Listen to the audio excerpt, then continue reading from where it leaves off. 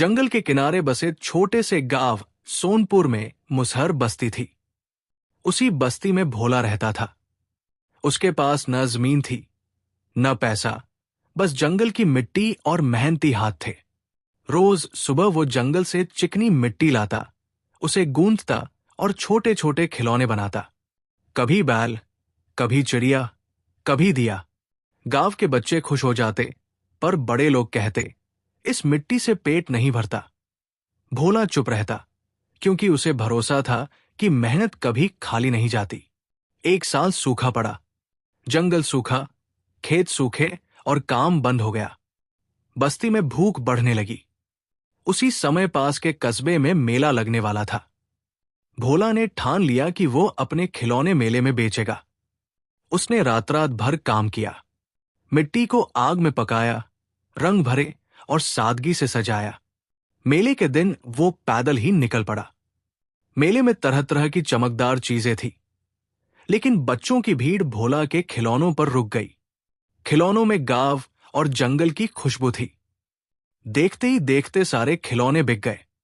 पहली बार भोला के हाथ में इतनी कमाई आई कि आंखें भर आई। गांव लौटकर उसने सिर्फ अपने लिए नहीं सोचा, उसने बस्ती के बच्चों और युवाओं को मिट्टी का काम सिखाना शुरू किया।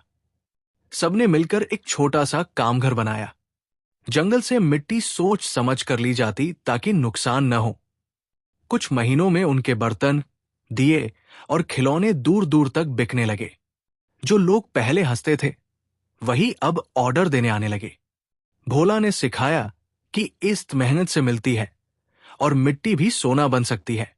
सोनपुर की मुसहर बस्ती अब भूख से नहीं, हुनर से जानी जाने लगी। जंगल की रोटी। उसी गांव में कांति नाम की मुसहर लड़की रहती थी। उसकी मां जंगल से कंदमूल लाकर परिवार चलाती थी। कांति पढ़ना चाहती थी, पर स्कूल दूर था और घर की हालत कमजोर। एक दिन जंगल में उसने देखा कि कई जंगली फल हर साल बेकार गिर जाते हैं। कांति ने दादी से पुराने तरीके सीखे और उन फलों से सूखे लड्डू और चूर्ण बनाना शुरू किया। उसने गांव के बुजुर्गों की मदद से ये सीखा कि जंगल से उतना ही लेना चाहिए जितना जरूरी हो। धीरे धीरे उसके बनाए खाने की चीजें कस्बे में पसंद की जाने लगी।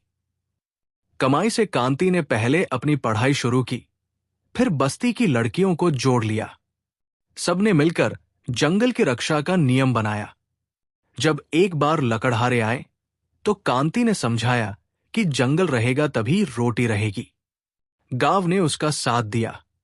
आज कांति की टोली जंगल की रोटी से पूरे गांव का भविष्य संवार रही है और मुसहर बस्ती की पहचान मेहनत, समझदारी और आत्मसम्मान बन गई है।